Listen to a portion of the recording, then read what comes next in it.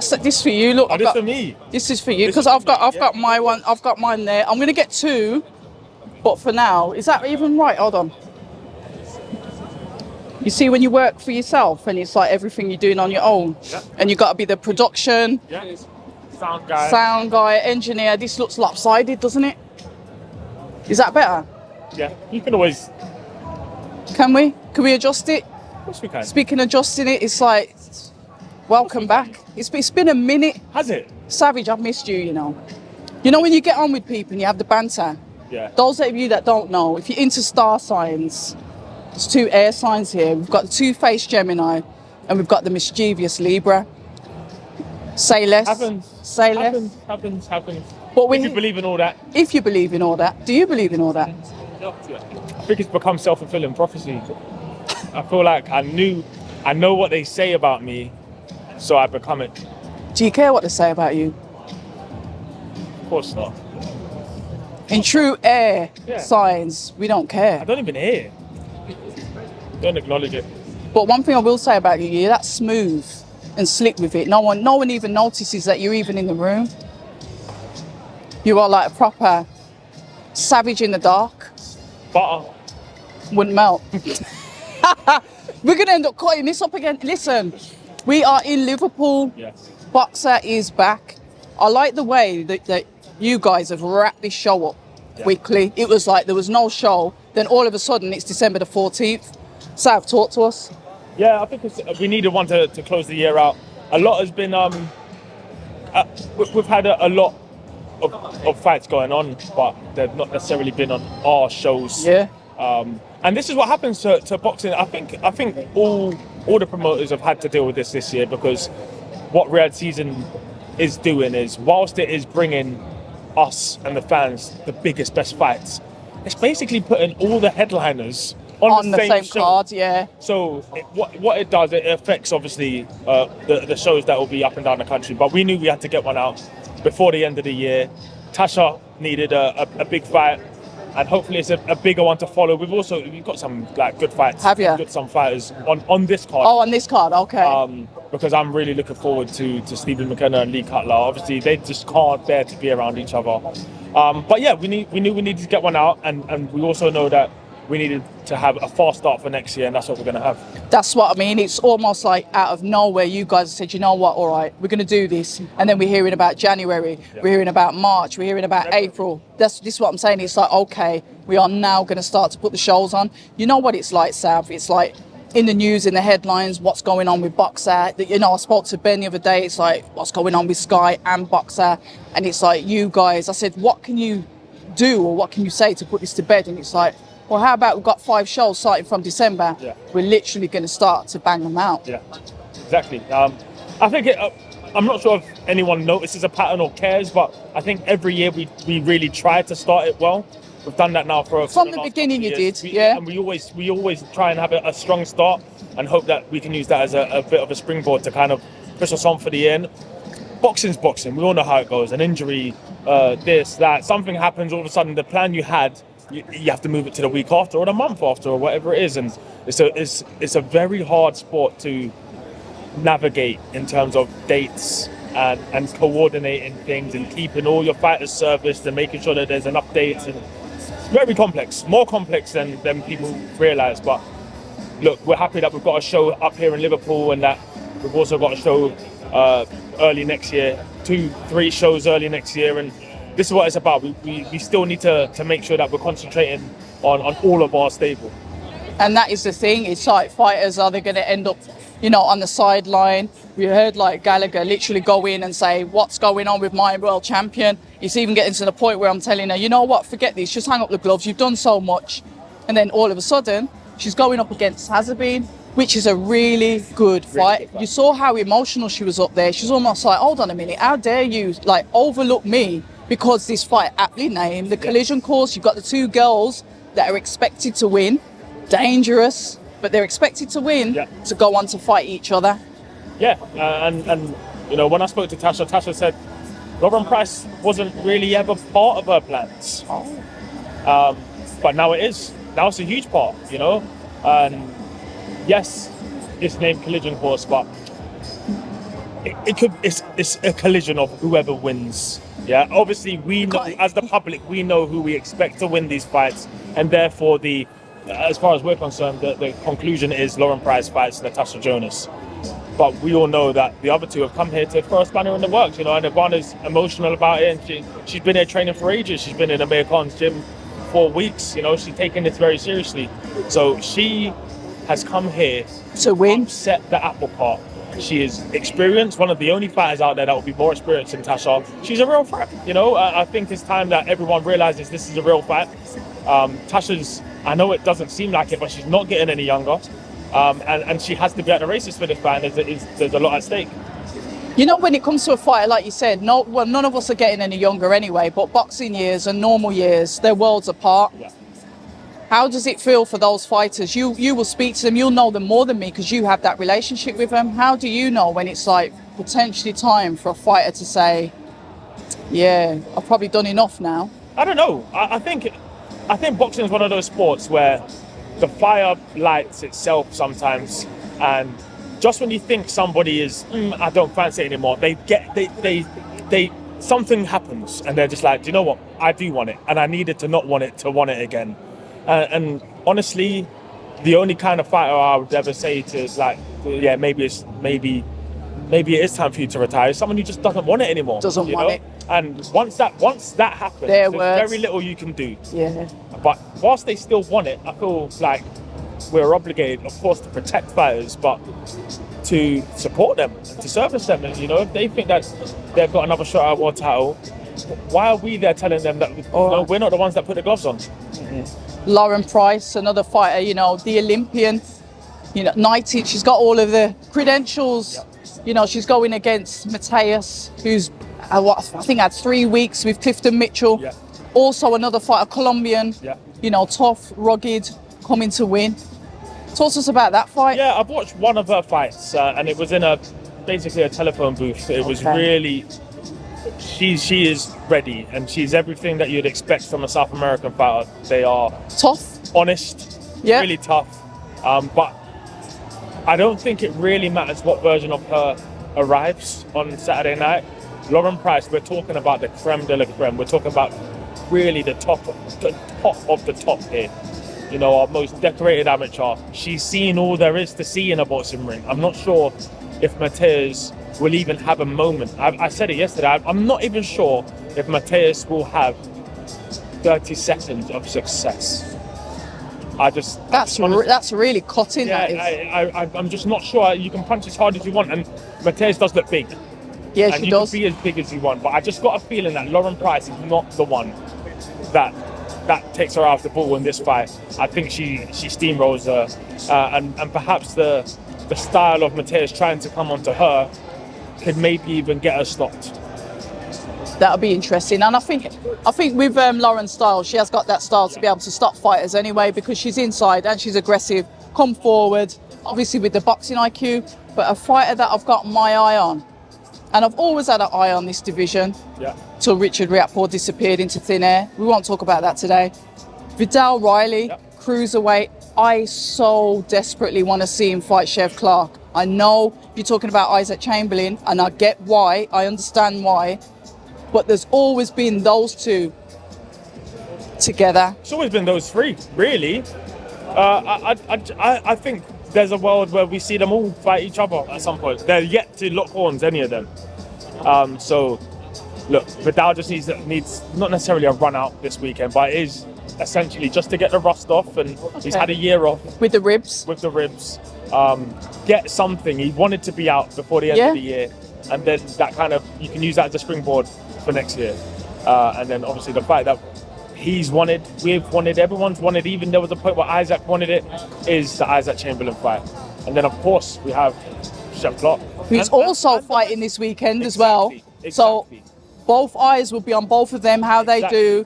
To me, that is the collision course. That is another collision course. There are loads in boxing. And now Chef's going for, he's already got the British, he's going for European. So it's titles which I know Vidal wants. The thing is, once these guys... He's really trying to sell this fight, and I'm sorry, but that's the fight. That's the fight for me. We all want to see. Yeah. I desperately want to see Isaac Chamberlain and Vidal Riley before I see Chev, by the way. Okay. I do want to see Okay. that. So Chev's like further down the road, do you say? Brewing for so much longer. All right. And yes, they're all great fights, but I just know that one almost happened last time. It did almost get there, and this time it looks most likely to be the fight that gets made next, providing Vidal gets through and everything is well. So yeah, that's the fight that, as far as I'm concerned, everyone wants. They want it, we want it. It's just about locking in dates and making sure that it all works. Well, the last time we spoke was at the Beterbiev Bivol presser. We had that presser was wild, and it was wild because of Chris Eubank. Anyway, we'll leave that there because I don't want no cease and desist letter coming through my door. But the fight that was on there was Liam Cameron and Ben Whittaker. It was a fight that ended in a strange way. Yeah. Now, everyone's saying, when is Ben going to be out? Is it likely that it's going to be the Liam Cameron rematch? We understand that Ben's still healing from his injury. What can you say on that? You were there, you saw it. Like Ben's come out and he said he wants that rematch. Everyone wants that rematch, and I think that might be one of the only fights that is accepted. I was about to say he might want it, but the public are demanding it. The public need it, and because it was such a strange ending, there is that kind of cliffhanger there. What would have happened? As far as Liam Cameron is concerned, I was turning the screws and I would have got the better of Ben Whittaker. But we all know what can happen when you just go back to your corner and you realise, hold on, what am I doing? Let me just... Ben Whittaker could easily have gone back to his corner and the corner fight your fight now, and he could just come in, could have turned around. But which was the advice, but he was getting that advice. He was getting that advice back to boxing. To use your attributes, but it seemed as if at some point he switched off. His coach was calling him several times, and it's like he wasn't really there. I agree that Liam Cameron was beginning to have success. Yes, definitely. He was. But because of the manner it finished in, there is this massive question mark over it. And that is what makes the second fight even better. Frank Warren, literally, as soon as Liam Cameron's putting his foot out the ring, is signing the deal to say, all right then, let's be having ya. Do you know what I mean? Really good. And, it's a test that now Ben Whittaker has to overcome, right? And but it's part of the story though, isn't it? It's part of the journey. Yeah, of course it is. And it's a fact that, look, I want it, you want it, everyone wants it. Everyone wants Liam it. saying he definitely wants it. He's been campaigning for it. Ben Whittaker's come out and said he wants it. There's nothing here to not be had. I can't see anything other than a Liam Cameron and a Ben Whittaker rematch. Frazer Clarke, absolutely devastated. As you know, I'm quite fond of Frazer. Absolute utmost respect for Fabio as well. Heartbreaking that was to watch. Yeah, I mean, this is boxing, right? I actually didn't see from where I was sat what had happened. So didn't you? I didn't realise. I saw that he got stopped, but I didn't see the dent in the face. And I actually didn't notice that was the dent in the face until probably like an hour after. Obviously, it's ringside. We're running around. We've got I hear that. So I knew it was a bad stoppage, but I'm not sure if I realised the dent for him for probably like another 45 minutes. But look, it's I'm just happy that Frazer's back to it. Fabio, congratulations. I've known Fabio a long time as well. There's sometimes people fight and you just almost wish they wouldn't, because there has to be a winner and there has to be a loser. And it's boxing. We work in it. We know how it goes, and it is what it is, man. And congratulations to both. You both get paid handsomely to be in there, and that's it. You get to go home to your families. I'm going to talk about this one because obviously David Adelaide is a really good friend of yours. We've had many debates about the boxing. He went up against Solomon Dacres, and there is a reason why I'm talking about this. You know David quite well. I know Solomon quite well. Talk to us from your point of view as a fighter, not as David told me, but as a fighter yourself. I always make sure, even as David's homie, I speak about all of these fights seriously. Like, I knew the Fabio Woodley fight is a tough test because it's a different fight. But I genuinely didn't really think the Dacres fight would be too difficult for him stylistically. Talk to me. As far as what Dacres has, he's solid as a rock, and he's tough, he's durable, he's shown skill, etc. I just don't think he's athletic enough to really have given David any real problems. When you talk about athletic, what do you mean? I'm talking, how fast are you? How like, footwork. Fast twitch. Yes. The Sharpness. the stuff that you probably need in order to make a David Adelaide feel a little bit insecure in the ring. Right. You have Explosiveness, that. as in. Yeah. So in my head, I wasn't sure if he had the fast twitch capabilities just to be able to like say stay there. At least with Fabio Wardley, I knew the speed is the factor there, the hand speed, and the fact that he's so willing to just throw punches. Yep. Dacres is far more measured in how he fights, I think. So I just felt like it was, as far as levels, I think people go in that fight. I think people, because of the Fabio Wardley fight, underestimate David Adelaide. See, I didn't. I've been saying the same thing from the beginning. It's the boxer versus the puncher. David's going to come out quick. You have to be switched on at all times. Yeah, of course. And that front hand, like David's left hand is like that's his shot. You know, like that hook is his signature. That's it. That's his thing. It's mad because the last highlight reel that they posted was that. Yeah. It was the hook. And the thing is, it was. Yeah. He went away, was out the ring for a while, changed trainers with Adam Booth. Excellent choice. We know Adam Booth is meticulous. And I wasn't totally sure Adam Booth would work with David. I wasn't. I was. You know why? Because David Adelaide reminds me of David Hay. I'm sorry, but they have that same kind of, there can be that villain in the division. Yeah. And I know Adam Booth works really well with the heavier weights. Yeah. So I think that they would gel together. So when I heard that he was training with him, I was like, I get it. They would gel the person. Yeah, personality. No, but Adam Booth works with explosiveness. Look at David Hay. He was one of the most explosive heavyweight punchers. He's explosive, but as a cruiserweight. So, cruiserweight. That's what he started off as. So I thought, and David's a light heavyweight. Not a light heavyweight, but he's a lighter heavyweight. So those two, I think that's a match made in heaven. It worked, you know. Yeah. It definitely did work. He landed the bomb, and that's it, you know. And to be fair to Solomon, he didn't actually do anything wrong there, you know. His hand was up here, and he just got caught in one of the most awkward places where you can't really recover from, high on the head. And that's all she wrote. David's got real power, and I messaged him earlier in the day because I couldn't make it, and I just had a feeling it was going to be a big performance. I just knew, like I'll be honest, I expected it. I expected a big. You've always backed your boy, though. No. I'm not. But I mean, as in, my boys, you always back him. I know. Course, yeah. But I can appreciate where I think, all right, cool. This is where the other person's going to have success. And in this fight, I couldn't really see much. Of course, there was danger, but I couldn't see any definitive danger for David in this fight. I thought it would be the fight where he looked pretty good. And that he did. But my next thing is, obviously, Frazer Clarke is your fighter. Yeah. Obviously, Solomon is with Queensbury. Yeah. Both coming off a round one stoppage loss. I think that's a fight to make next. But I don't know what boxers' plans are for Frazer. But them two both, obviously, Frazer's the Olympian. Yeah. But they've both got history on GB. They know each other. A fight. I'm hearing that you're going to make a Birmingham fight as well. It's a big profile, you know. That fight still sells, you know, and it does. And it's also a little bit of a crossroads fight for both of them both of them. It's a risky fight to take. And I'll be totally honest, I know I always back my boys, but I do only see Frazer dominating that fight. Talk to me. I think Frazer's very, very underrated. I said that when he went in to go and fight Fabio. Yeah.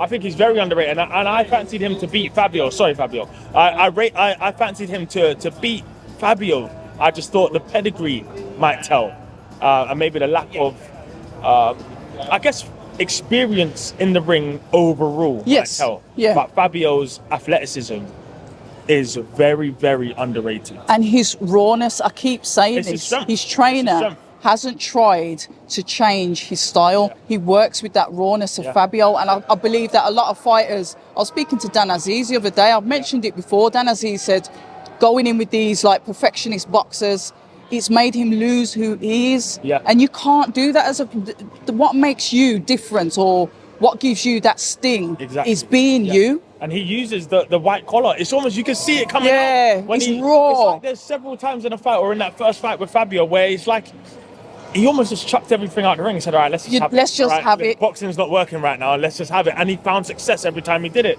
So there's obviously something there that Fabio's got that maybe you can't see, and he's You can't teach that. We looked at it as a weakness, perhaps, and he Crazy. completely turned it into a strength. And it's just one of those things. But I think for Frazer, he is still a very, very, very good fighter, of course. And you know, you get hit with one of those shots from Fabio, and everyone's going over, put a horse over, and it's just how it is. So, yeah, interesting to see how it develops between him and Sol. So obviously he's literally just lost a week ago. You know, I haven't spoken to him. I don't know if anyone has, and how he's feeling.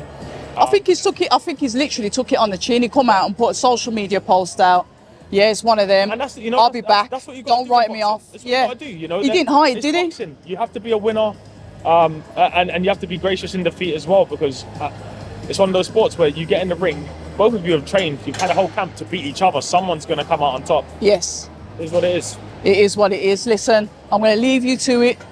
So good to see you, though. But it looks like we're going to be seeing a lot more of each other in 2025, and I cannot wait. Enjoy your stay in Liverpool. Thank you. I will. People say I'm toxic, and honestly, I don't care.